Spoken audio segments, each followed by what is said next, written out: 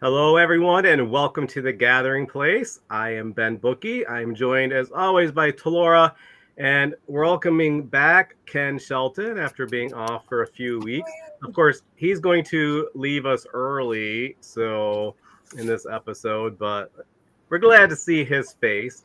And today we have a special guest, Sue Bowles. I mean, we met Sue just a couple years ago, so we haven't even gotten to know Sue that long. But Sue's a lot of things. She's a life coach. She's a speaker. That didn't sound right. That didn't sound right. I'm going with it. We're all friends here. Yeah. We're all friends here. So she's a speaker. She's been nagging me to go on retreats. So I'm not going to say she's a nag, but she's a lot of things. I mean, Taylor opened that door, so I'm just going to go there. But but Sue is one of those people that we've quickly grown to love, and we appreciate her and everything that she does.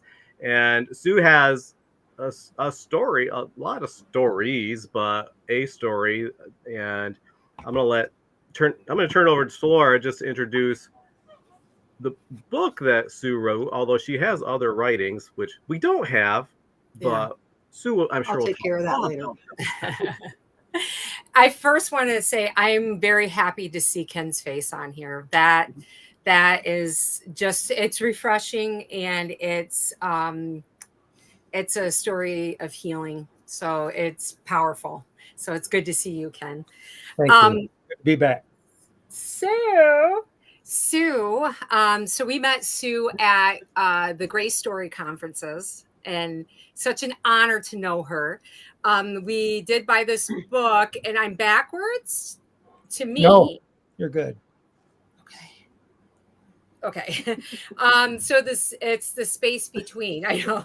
I'm like, so it's a powerful story. One of the things I am interested in is just her starting to share her story on eating disorders, which has been another healing journey. So Sue, go ahead and just, I don't really have a specific question. Why don't you just start with sharing your story? Okay. Yeah, and I appreciate the opportunity to be here. I have thoroughly enjoyed getting to know Ben and Talora, and just met Ken today. And I've just thoroughly enjoyed working with them and being associated with them. So thanks for the opportunity. My story is that to get to where the eating disorder comes in, I kind of have to work backwards, because eating disorders don't just appear.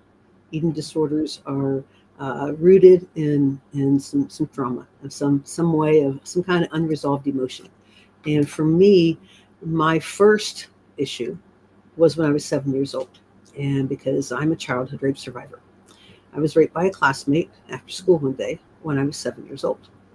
I was held against my will for 45 minutes. And his last words were, "Don't tell anybody." And I didn't. And this is early 70s. Rape was not on the radar. Nobody knew to ask anything. I didn't know to say anything. Nobody did anything wrong except my perpetrator. It took me a long time to, honestly, 2014 before I could say that. And that's a different chapter of the same story.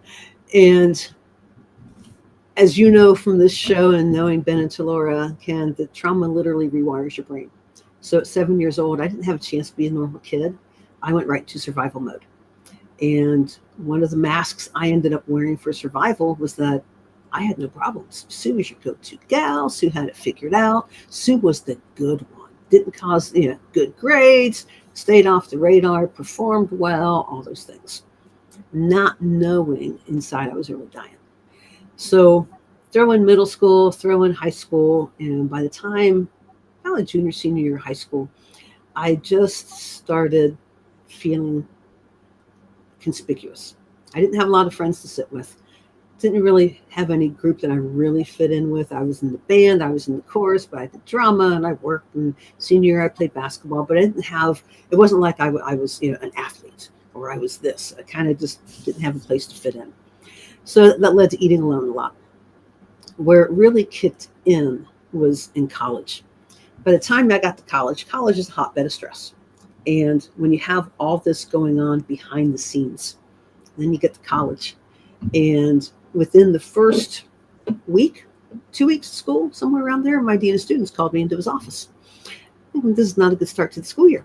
And it was because I was wanting to play basketball, but I kind of wasn't attending class. And it happened to be my major, whom I was being taught by my advisor. So that might get you on the radar a little bit. So anyway, so he asked some questions and we talked, and there was something about Ed that made Ed sound safe and seem safe. So after we were done that first conversation, I found myself making another appointment. Now this relationship, he became my confidant. And over the course of the next 4 years, I would meet with him regularly. But by about senior year, I think it was, I just started getting really, really conspicuous. Because up to now, again, I've been wearing this mask that Sue's got it all handled. Sue's got it figured out. But in college, I ate alone. I went to a small college, Northwest Ohio, Defiance College. At that time, one small dining hall. And if you missed the window for the meal, you just missed. So I would be there, I'd be eating alone. And while it's a very natural, normal bodily function to want more food, because food is fuel, my brain, because it wasn't processing things correctly, because I wasn't eating right, and I'm going to add the trauma to it, was telling me, I can't go up for more food because someone's going to know that Sue has a need. And Sue can't be found out because she's got everybody believing she's the go-to gal. So God forbid Sue be human. So I got uncomfortable. I ditched my tray and I got out of Dodge. And I learned to curb my hunger, and I didn't just snack. And I wouldn't call it anorexia. And it's not anorexia, it's OSFED, other specified feeding and eating disorder. I wouldn't call it that. I would say I had anorexic tendencies or odd eating behavior, but I never called it what it was until 2016. Now, mind you, this is the 80s. I'm in college, so this still tells you how much of a lie I was living within myself. I didn't have my own story straight. And that, it took a lot of forms. You know, when I was in the 90s, early 90s, my parents divorced. And I was not doing well. I started drinking again. And I had friends that had me over, and they could tell something wasn't right. They're like, we made sure we had food available when you were here. Because I was not eating. I was losing weight. I was not doing well. And it wasn't until 2016 that I actually entered recovery. And even that, my counselor, a few different times, had talked about getting the dietitian involved. Oh, no, I got it in control, Amanda. I'm good. So you should go to gals. She's got it figured out. And then 2016, things started ramping up again. And she was bringing it up every week. I'm like, I'm not getting out of this one. After about 4 or 5 weeks of her continuing to ask about it and wanting to get the dietitian involved, I looked at her and said, is it really that bad? And she said, yes, it is. I said, all right. So I kind of gave in. And I am so thrilled that I did. As much as I fought Amanda for years on this, I am so thankful that she was relentless, lovingly, but relentless, because I am in recovery now. If you had told me then, I would be where I am now, not just physically, but in terms of everything else God's opening up. I would have laughed you off the face of the earth because I didn't think I was worthy. I didn't think I mattered. I didn't think I had anything to offer anything. And yes, with the eating disorder, there were comorbidities. There was depression and all kinds of other stuff as well. Add the PTSD on top of it. So I was a hotbed of a mess. So I'm not surprised now that I know what I know. I'm not surprised I had an eating disorder. And I'm grateful for opportunities to share my story, because the more we talk about it, the less stigmatized it becomes. Wow. It's so good to be in this setting right now. Pardon me for jumping in. It's so good to be in this setting. I didn't realize how much I've missed it over the last week. And it just feels like such a good environment. You tell your story with such ease and authenticity. And I am so grateful that you are willing to share from your heart what you went through, those years, very difficult years. And I'm sure you're touching a lot of people. Sorry, Tamara. Thank you. I appreciate that. I don't know if you've missed that part of me or not, but I will. We love you, Ken. We love you. I was just going to ask how long that the eating disorder, like how long did you, I mean, it's kind of I think a lifelong fight, right? Because you could always fall back whenever things happen. But how many years would you say? I mean, from college to 2016. So you're talking about 30, 40 years. So, yeah. And again, it wasn't, there was a while there where everything settled, where I was doing fine, didn't even think about eating or anything like that. And what kicked it was in 2005, my pastor's wife died from a 5+ year battle with cancer. And in 2008, I was grieving her as if it was yesterday. And my eating disorder behaviors, my red flags started coming up. And for me, one of the big ones is not being able to make a food decision. I'll open up the fridge and I'm like, just shut it. I can't think about this. It's too much stimulus. I can't even make a decision right now. Yeah. So that's where, again, I shut it off and I start to snack instead.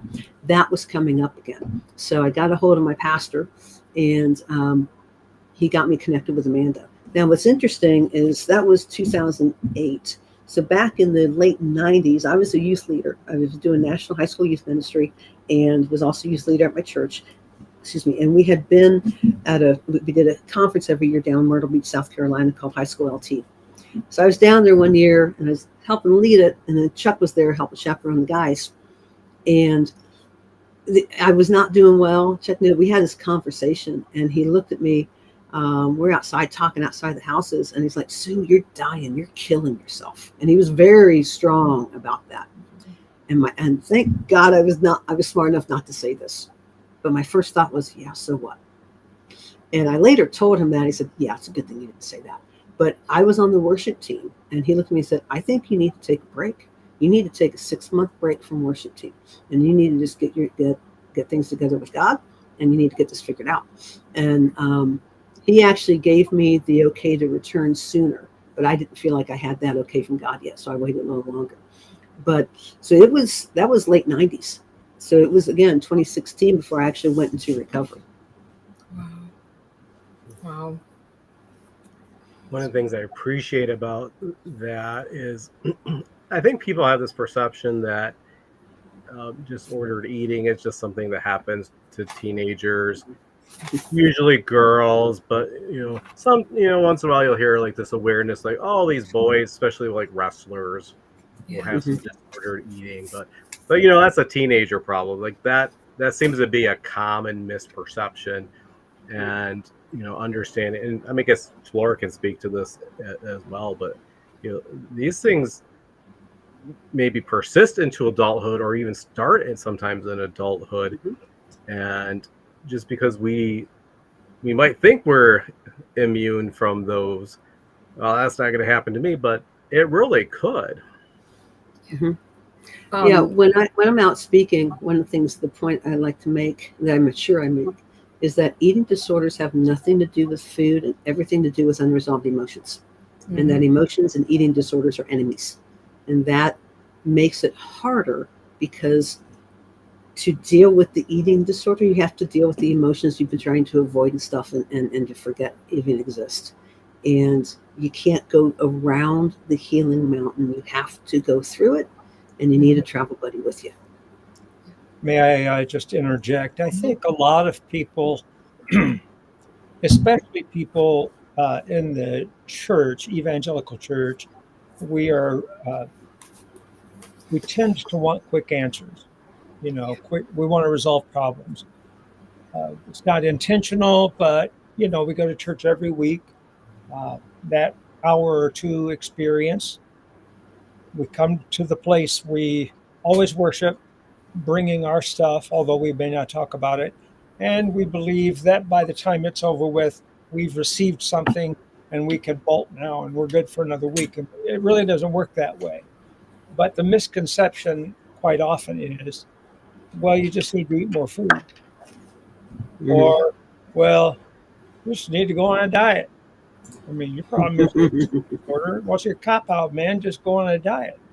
I mean, there are lots of quick answer things going on, I think, in the world in general, but my world is the church, so I identify with that. And you didn't do that, so. And to that point, Ken, when I entered recovery, my homework, when I did the intake was like 140 some odd questions, and I went back to her name's Kristen, my dietitian. I'm still with her now, and went back the next week, and she gives me this food plan. And she's like, "What do you think?" And I'm like, I just start crying. Like, that just feels like so much to eat. She's like, "We're not going to get there overnight." She's like, "Right now, your homework is when you're hungry, eat. That's all I want you to do. When you're hungry, eat." I had to get used to listening to my body cues, of my hunger cues, and getting used to listening to my body. And we just had to work on that. And then after that got a little more steady, then it was, okay, we're just going to work on breakfast. So breakfast, just work on eating your meal plan for breakfast. And there's different things out there. What I love and treasure about Kristen is she's like, I'm not going to say you can't eat anything. She's like, you can eat whatever you want. This is not about restriction. This is about balance. She's like, so everything in moderation. That's how I work. And I love that. My meal plan is based off the diabetic exchange system, which is a certain number of proteins, carbs, and fats per meal, and then snacks and everything built in. And what makes those up is up to me. And then, is what we work on and everything. And I remember early on, because I was deathly afraid of gaining weight. I was a pencil. It took me, 3 years to get over 100, 120 pounds or over 100 pounds in high school or whatever. I mean, I was just thin. And some of that was just, you're a teenager. So you're going 14, to 16 or whatever. So things hadn't kicked in yet. But I was just, as it continued, I was deathly afraid of gaining weight. And I would tell people that. And the sad thing is, people didn't know what they were hearing. I didn't know what I was communicating, but people didn't know what they were hearing either. Now we would know that as a warning sign, and hey, let's ask the questions. Nobody knew. So when I was first in recovery, I remember early on, after we get things stabilized, I'm like, Kristen, I feel like I feel bloated. She's like, and I was like, that it would irritate me more because again, I'm used to being pencil thin. And she was like, see, she's like, give it time. She's like, what's happening is that your body is not used to you giving it what it needs. So right now, until your body knows that you are dependable and reliable to give it what it needs when it needs it, it's going to hoard it. That is what's happening. And then over a course of a few weeks, sure enough, very naturally, things started changing. But one of the key things that I always make a point to share, I talked earlier, I said I didn't have the story straight. And what I mean by that is that there were a lot of voices in my head. And I'm not talking, hallucinogenic stuff, but Frederick Buechner calls it the endless chatter of human thought. And my human thought was just off the rails. And one thing Kristen was helping me understand, as I would say different things, she's like, that's not you, that's your eating disorder voice. And I had never heard anything about that, but it helped me start being able to separate things. So I literally remember, and this was a key moment in my recovery, I'm in the kitchenette at work, I'm getting something to eat. Actually, no, I opened the fridge and sure enough, it was, shut the door, just forget it. I was like, no, I can't do this. And I gave my eating disorder the name Ed. And I literally started realizing that was my eating disorder voice telling me I couldn't make a decision. Mm-hmm. And not loud enough for the world to hear, but I would say, Ed, shut up. And I would literally out loud call it out. Say, Ed, shut up. And then I made myself make a choice. And I still remember the day where not everybody understands this. It sounds weird, but I kind of felt that split in my head of the eating disorder voice started becoming less. And my natural voice started to be able to be heard. And that was so key to my recovery because up to now, anyone with any kind of addiction or eating disorder, your identity is your disorder. I am anorexic. I am struggling with OSFED. It's your identity.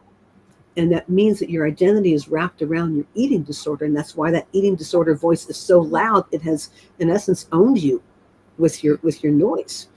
But Ken, nice seeing you. So, sorry. Are you done? Or did no? Okay. Yeah, go ahead. Who knows? First of all, I just want everybody to know that there is a huge spider on my wall.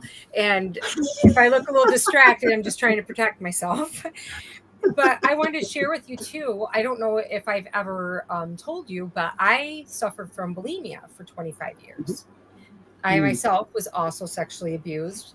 And I think it's not this plus this equals this, but I think a lot of people that do have eating disorders are people that have suffered sexual abuse, because you have to control in here, right? All of the thoughts, all of the feelings. And I like how you say your identity is your eating disorder, because what did I say? I was bulimic, and it wasn't, I suffered from bulimia, but it was never my identity, but yet it is. That's how we say that or announce that. So what are your thoughts, like, or kind of elaborate more on that, about the identity and how you were able to step away from that? Yeah. A lot of it was the work with Kristen. And again, when I was able to start quieting the screams of my eating disorder voice, it's like that started to shrink, and then I had a chance to step forward. I was always in there, but I was drowned out.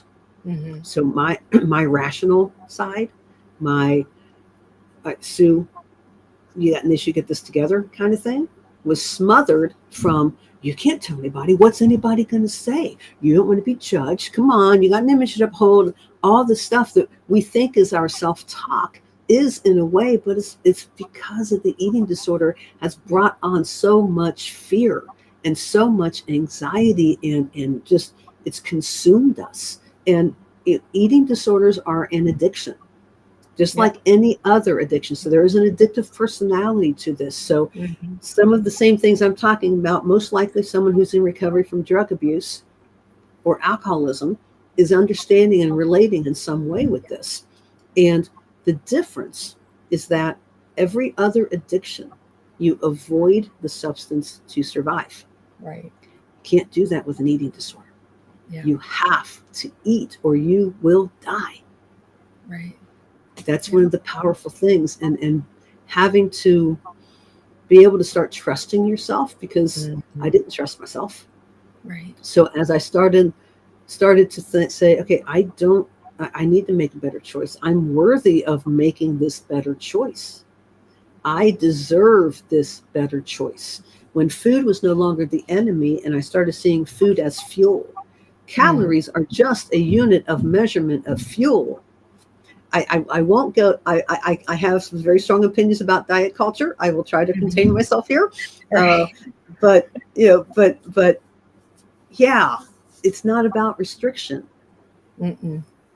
I always say life change. It's, I'm changing because I want to be healthy. I want to have a healthy body. So this is a life-changing moment for me.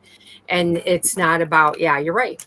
And it's not about, also, I think there's a big issue. Like for me, I love baked goods. But if you deny yourself, what happens? Then all of a sudden you're like, you're going to eat all of it, scrape the frosting off the cake. I've done that before. But you know what I mean? Like you go overboard, because once you open that door, then all of a sudden it flips the other way, right? And I think that's the biggest fear, is what I was kind of hearing you say, is like, what happens if I open the door to regular eating? Because you kind of mentioned that to your dietitian, right? Because there was some fear there. So go ahead. Yeah.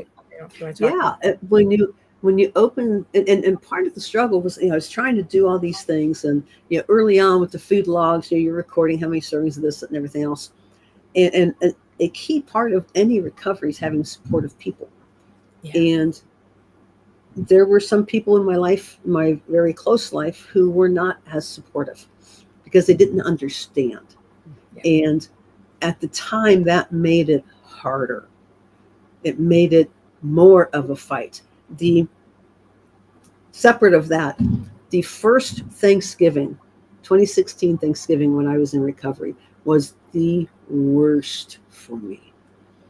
There was something on it, because we did Cornish hens in Mama's life. There was something went wrong, something got burned or whatever, and it was going to be like 7, 8 o'clock till we're ready to eat or whatever. And we ended up, it just wasn't working. And I'm like, I'm trying to stay on this plan and trying to eat right and all these things. And I'm like, I don't know how to do this, first of all. Second of all, now I got a huge curveball just thrown in my life when I'm just trying to figure this out. I'm only a few months in, and I was not doing, I'm like texting Kristen to the point she called me and just to check in and make sure I was okay. And she's like, I'm glad you reached out, so let's do this. I had a turkey pot pie that night. That was my Thanksgiving dinner. But I ate, and that was the important part, because at that point, my mind was wanting to say, no, don't even eat. Just screw it, forget it, get some chips and a glass of milk and call it a night. So a turkey pot pie was a win. So yeah, having supportive people is really key for anything. And, there are a lot of like I said, it's an addiction. It's just a different type of addiction that requires the opposite of any other addiction. You've made a couple of points that I want to highlight, but just that change is uncomfortable, whatever it is. Mm-hmm. Right? And I mean, and how, so, in your book, even the title, right, reflects to this, like, we're here and we want to be here, but there's a lot of space in there.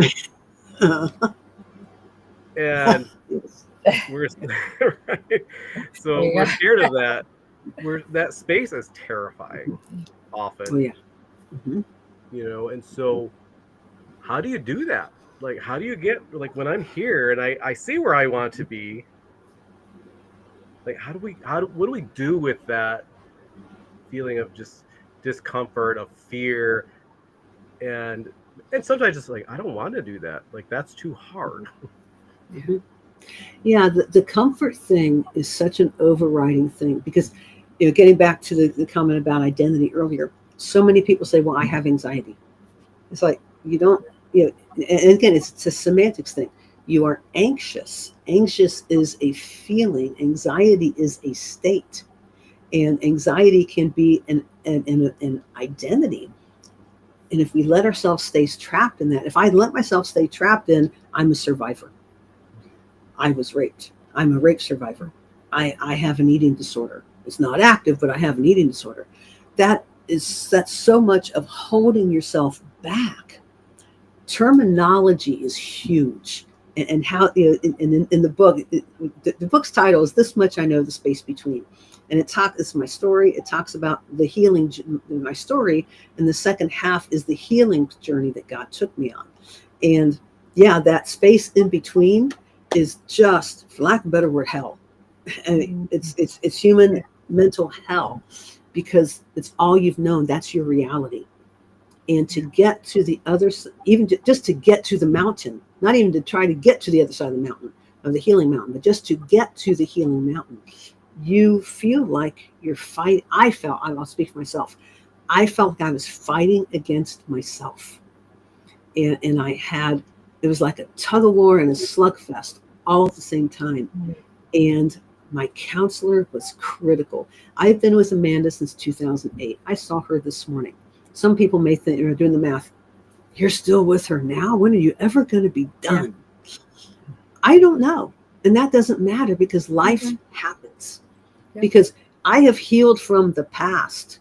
That doesn't mean I don't have stuff going on in my present. Mom died in 2020. I was her caregiver for the last 8 years. She lived with me since 1997. I had a few things going on with identity of who am I now that I'm not a caregiver. Then Dad passed away within 5 days' time in December, between December 22nd and 27th of 2022. So just over 2 years later, Dad died. Throw in COVID with that, 2 foot surgeries. I had a little bit of life going on. Yeah. I want that support.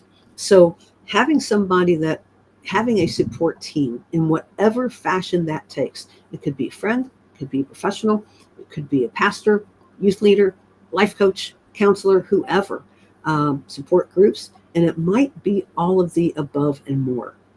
Because there is no, first of all, I learned the hard way that healing is not linear. It's a lot of herky-jerky and it's a lot of up and down. Yeah. And you've got to have people that are going to ride the bucking bronco with you. Yeah. With that, it's critical to be open. And that scares the daylights out of you when you're first starting, because you've stayed, you stay like this because you're afraid of rejection, because you have put yourself out there one time and you got burned, or you don't know who you are anymore. So why would you take that risk? Because if I don't trust myself, why would I trust you? So it's a whole world of dynamic going on. I just did a video for my YouTube page and talked about this in a different light, and had to do with depression and suicidal thoughts, and about how you survive all that. To answer your question in one word, Ben, is courage. And that means daring to believe you matter, even when you don't feel it. My pastor used to say, right feelings follow right behavior. And sometimes you need somebody to hold on to hope for you until you're strong enough to hold on to it yourself. The challenge is that you have to take the first step. No one can make you want to heal. And that courage comes out when you're like, I don't know what's over there. I know what's over here because that's where I live. And I don't know how I'm going to get there, but I sure as heck don't want to stay here. Mm-hmm. When I stepped into Amanda's office, I told her, we are not stopping until it's done. If I'm doing this, we're doing it all the way. I'm not going to stop and go again. And a phrase I use is a meaningful. This was my mantra. A manageable level of tolerable existence is no longer an option. And I want to repeat that for your listeners. A manageable level of tolerable existence is no longer an option. That's where I was, and I didn't want to stay there anymore. The first step to getting through that valley, that journey, it's on you, and it takes courage. Can you repeat that again? I'm Sure. taking notes too. a manageable level of tolerable existence is no longer an option. That was my stake in the ground. That's my pivot point. I'm not going back there. I don't care what it takes. And ultimately, it's holding on to the thread of Jesus' garment, getting tossed around in the wind, but I'm still holding on to hope, because that is the one thing that has gotten me through. One of the things I didn't share earlier is there's been twice when I've considered ending my life. And the second time was a mom and dad divorced. I was not doing well. I was imploding. And I had the courage to ask a friend one pivotal question. And it was, how do you go on living when all you want to do is die? And that was actually what I just shared in the video I posted on YouTube. And he listened about 90 minutes. And his last words were, "It's all I know to tell you, Sue, step by step." And that one step of courage is holding on to hope. There were 2 thoughts keeping me alive, and one of them I could have cast away if I really tried. And that was, my family didn't need to go to my funeral in the middle of the divorce. I was rational enough to keep that. But then the greater thing was, there was a nagging optimism that would not let me go. There was something inside saying, it's going to be okay. Yeah. And that was my relationship with Christ. Ultimately, it comes down to that. Yeah, it's powerful. I think to there's something I wanted to go back to was just shifting from the eating disorder was the sexual abuse. Like, at what point you said you didn't tell anyone? So at what point did it become the bondage lift? I don't know if you want to call it bondage. Yeah. It's like it holds you hostage. That sexual abuse does once it's stuck in, it's happened to you. It's just like it holds you hostage. Right. So I'm smiling because a very key player stepped in. I talked about Ed, my dean of students in college. And by the time senior year rolled around, now, I paid my way through college. Each year, I didn't know if I was going to make it back. So I would say goodbye to him each year. And then when I got back in the fall, Ed, I made it back. So senior year, Ed took on a new position. He wasn't dean of students anymore. He was VP for development. He's over in the president's office.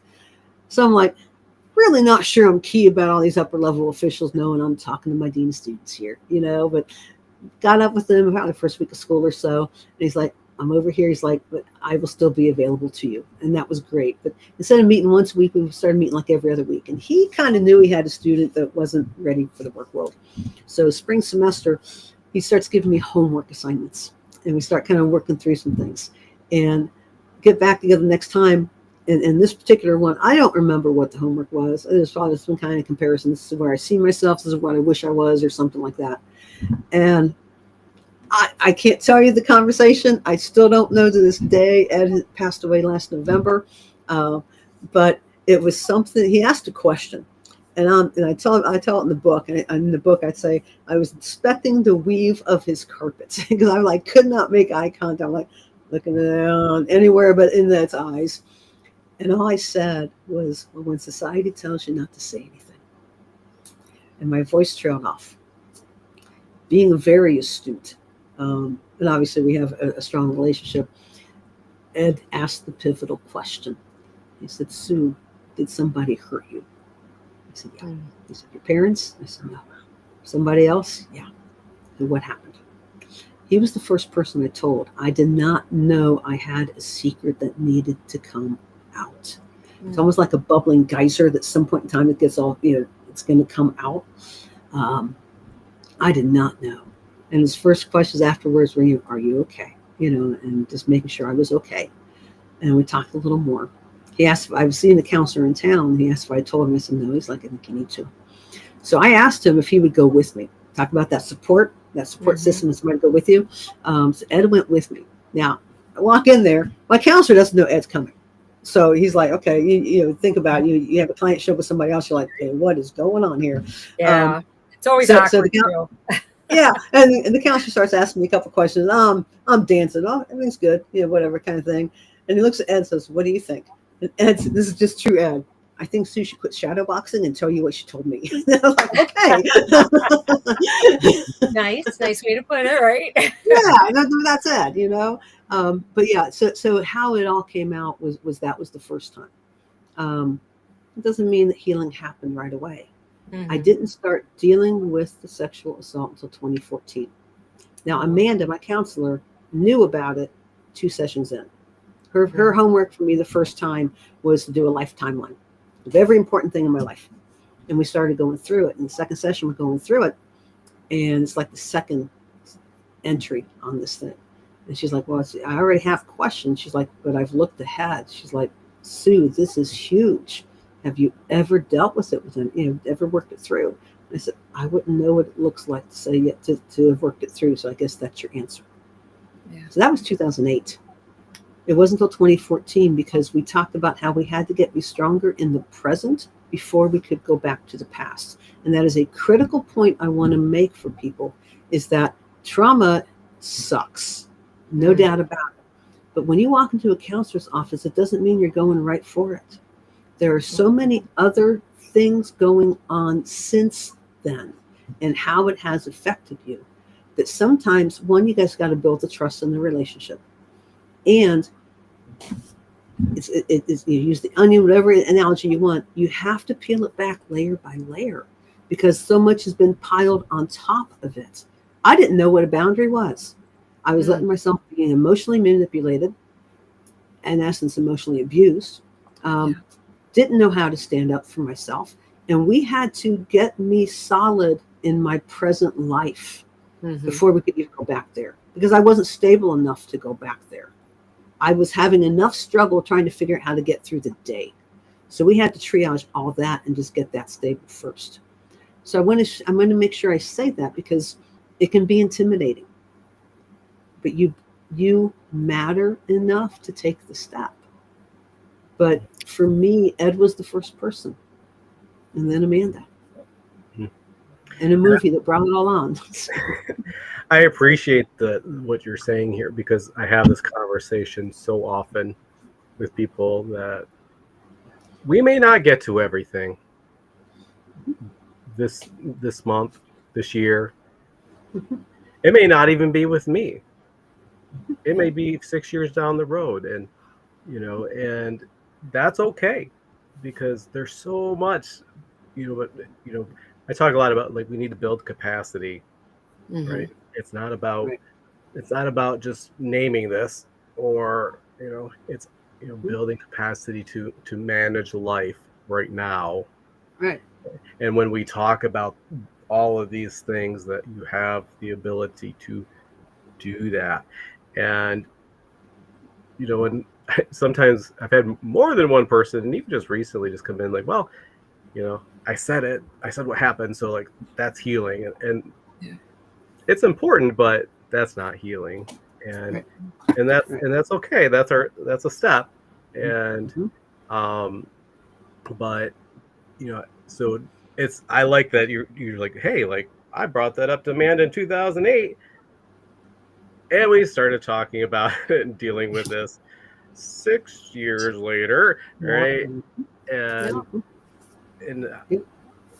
just to maybe in a sense, just I don't like the word normalize, but to normalize it, like, that's actually okay. It's normal. That's how it works when we do these things. And because sometimes we're in a rush. So sometimes, I mean, I'm good at rushing, but other people, like, when they come into sessions, are like, they just want to, like, let's just hurry up and get this done and taken care of, and like, the process doesn't work that way, Right. And there may be moments that feel quick, but it's a long game. I am getting better at letting myself stay uncomfortable. And to your point, Ben, we're a fix-it society. There's a problem, we want to fix it. If you're a mom, you fix stuff for your kids. If you're a dad, you fix stuff for your kids. If you're a manager at the office, you're fixing problems. You're a customer service manager, you're fixing the customer's problem. And unfortunately, real life doesn't happen that way. A situation, you can fix a situation, but when you have depth of an issue, of a being, and totality of a person, you can't just fix that and make it go away. Trying to fix it and make it go away is what got us in the situation we're in now. Yep. Me trying to tell everybody that I was okay got me where I wasn't okay. And, one of the things I talk about in the book is the power of community. And the walking stick community is very dear to me. In fact, this is from an early retreat. That's my stick from the walking stick. We have retreat here in 2 weeks. So see, Ben, registration ends Monday. We're in Virginia. We tried to get me a sign up, but we're going to be at a conference. Yeah, that's right. We're going to the AACC. Yeah. Okay. All right. Well, next April we're in Indiana, so I'll get you the information then. So we're in Indiana in April each spring. Okay. So I'll get you the info. Anyway, but Walking Stick became my tribe. They are my tribe. They are my family. They became the people who walked those first steps with me. The second half of the book, when I talk about the healing journey, I don't want to share everything because I want people to get the book and go on the journey with me. But I talk about there's 3 steps to the healing journey. The first one is what God took me through. You got to own your story. I was in denial about my story because I hated my story. I was trying to avoid my story. And that first retreat, I had to come face to face with my story. And that's the whole thing around that, just there, of how that all happened at the retreat room and the whole deal. The second step is to grieve your story. Every story has loss, and every loss is worthy of being grieved. Don't cast it aside. It matters. In the second year at retreat, I grieved my story. My greatest fear was I would cry and not stop. My greatest fear was realized, and I stopped. I cried, guttural crying, like for like 10 minutes. And someone came over and prayed with me silently. And I later found out, he said his prayer was, God, whatever it is, put it on me and bring her peace. So That's powerful. own your story. Yeah, own your story, grieve your story. And the other key to this, third step, is dare to believe that you matter. My nugget takeaway the third year at retreat was I am valuable to God. I had everybody and their brother and me at the front of the line telling myself that I was not valuable, that I had nothing to offer. I was too screwed up, too far gone, and a total waste of space. There was no way God could ever use me. I had no reason, and why am I even here? I was that far gone and screwed up. And that nugget that I am valuable to God was another pivot point. Because that is when things started to change. That's when the book started happening. Because I started the book in 2015. I had to take 2016 off because I was dealing with my eating disorder. I didn't have energy for anything else. 2016, oddly enough, get the distractions out of the way, was also the year that God dropped the nugget that you are valuable to me. And then the rest of the book started happening. But those are the three key things. And my company is My Step Ahead. And I alluded to it earlier. This conversation with Billy out in Colorado when I asked him, how do you go and live when all you want to do is die? When he told me a story that he had a friend when his fiance was killed in a wreck on the way to surprise him. He was a Christian musician, Billy Sprague, from the 80s and 90s. And his fiance was killed on the way to surprise him. He found out right before he went on stage. Knee deep in grief, neck deep in grief, struggling. It was just a whole story that's not mine to tell. But just all kinds of stuff, shaved the head, the whole deal, and was trying to figure out, why do I even want to be on this earth? And we had lost contact, and we reconnected right before the ski trip, which is why I went to talk to him. And I told him ahead of time I need to talk to him. And he told a story about how a friend, when he was in the airports, would say, Billy, watch your feet. And he had him watch his feet. And each step, one step closer. I can do this. I took another step. And that's when he told me, it's all I know to tell you, so step by step. He had me watch my feet going down to the ski slopes. And my first thought was, God, it is a long journey. I am not going to make it. That was 1991. It's 2025. And I'm still going strong. With that, there was that is part of where My Step Ahead came from. That's why it is so special to me. And then my pastor, 2015, when I changed churches, was talking about what's it take to help somebody grow. And so you only have to be a step ahead. And my whole point with this is that the whole tagline is you only have to be a step ahead to help the person behind you. Every life has value. Every story has value. And we tend to think that, I don't have meaningful life experience. You have life experience, therefore it is meaningful. Because while I'm still reaching out to Amanda for support, I can reach back to somebody who's on their healing journey where I've already gone through. And we have a human chain of support. That is the power of My Step Ahead. A number of years ago, My Step Ahead launched the Dare to Believe movement. And it is based on that nugget from the third retreat, that I am valuable to God. Because the hard truth, it's all based on how you answer a question. And I'll share you the question first, and then I'll tell you the hard truth. The question is, how do I answer the question? Do I believe that I matter? Yes, it is important for others to believe in you and to vocalize that. Mm-hmm. But until you can answer the question in an affirmative, bedrock, positive way for yourself, that yes, I believe that I matter. The hard truth is permanent life change cannot and will not happen. Because otherwise you're doing it for everybody else and not yourself. I often tell people too, like how can you love your neighbor, right? which is found in Matthew, love your neighbor as you love yourself. If you don't love yourself, you don't know true love. So, and I think it's kind of what you were saying. How can I trust others? Because there was the one comment you had made that about trusting, and you're like, if I don't trust me, how am I going to trust you? Yeah. So, And at the same time, if you have not proven trustworthy, why would I dare trust myself? Yeah. Because you've told me I'm not trustworthy, so why would I believe that? So it goes both ways. There's just so many things that intertwine with it. Healing is not for the faint of heart. No. And healing is for everybody. Yeah. And when you can drive the stake in the ground that I believe I matter. Okay, so what's that look like? It looks like I show up to my counseling appointment with Amanda. It looks like I keep the food log for Kristen so she can help me out. It means I shut off my phone so I can just enjoy and relax myself. It means I show up and have this hard conversation when I really don't want to. It means, like last night for me, one of the things I'm working on is social connection. Because again, part of trauma and like that is you're really not trusting all the human chatter in this chatter of human thought that we talked about. It's like, oh, I don't fit in. I don't have anything in common with these people. It's too far. All these excuses that chatter. So one of the things, and I struggle, is a current struggle. And man and I have kind of not danced around it. We've kind of touched on it lightly about connection. And then we never get back to it because something else comes up, but it's still interwoven everywhere.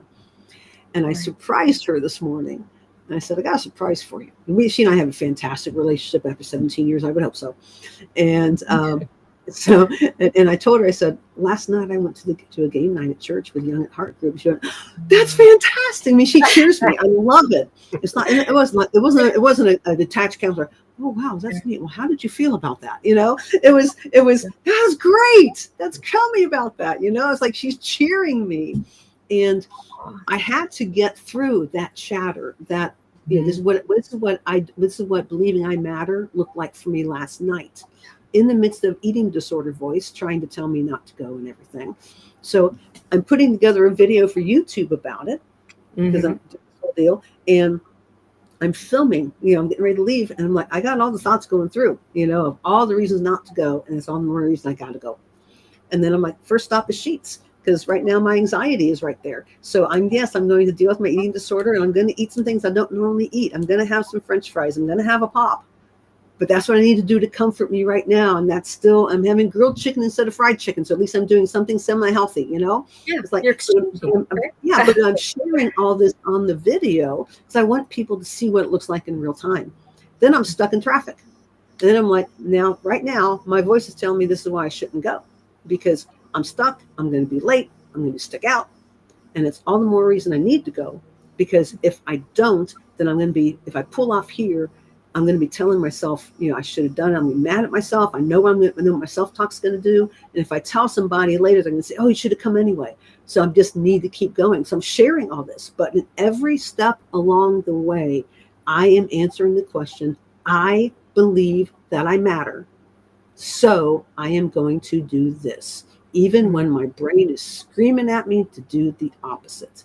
Even though my eating disorder is telling me bail out and go have some, go treat yourself to ice cream instead when you haven't had ice cream in 8 months, or whatever. You do that? You kind of like where you just don't eat it? I'm sorry, I didn't mean to interrupt you.